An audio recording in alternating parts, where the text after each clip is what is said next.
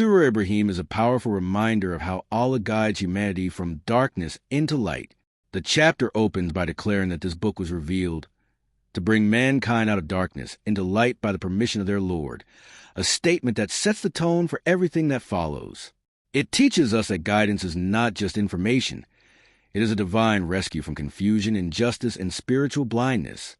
The surah then describes a contrast between those who prefer the temporary life of this world and those who seek the eternal life of hereafter. The text says that some people love the worldly life over the hereafter and hinder others from the path of Allah, showing how attachment to this world can distort a person's moral compass. Allah reminds us that every messenger was sent speaking the language of his people, so that the message would be clear. Even Prophet Musa is mentioned, who was sent with signs to bring his people from darkness to light and to remind them of Allah's blessings. Musa tells his people to remember how Allah saved them from Pharaoh, who slaughtered your sons and spared your women, a vivid reminder of oppression and divine deliverance. The surah emphasizes gratitude. Allah declares, "If you are grateful, I will surely increase you, but if you are ungrateful, my punishment is severe." Gratitude here is not just words. It is a way of life that brings increased stability and divine favor. The chapter then recounts how earlier nations rejected their prophets. They mocked them, doubted them, and demanded miracles. The prophets responded with humility, saying that they were only human but chosen by Allah, and that their trust was fully in Him. This teaches us that faith requires patience, courage, and reliance on Allah even when facing hostility. The surah paints a vivid picture of the Day of Judgment. The arrogant leaders will be confronted by their followers, who will ask them to save them from punishment, but they will reply that they themselves are helpless.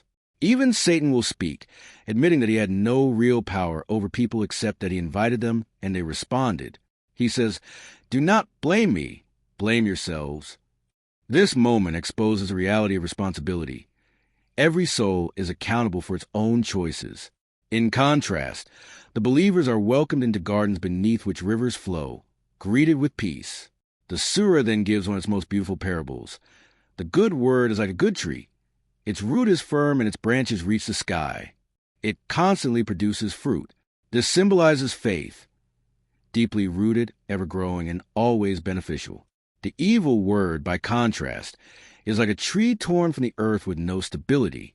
The chapter then shifts to the story of Prophet Ibrahim, who prays for the safety of Mecca and for his descendants to avoid idol worship.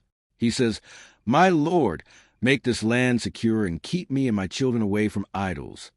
He describes how he set apart his family in a barren valley near the sacred house, so that they would establish prayer.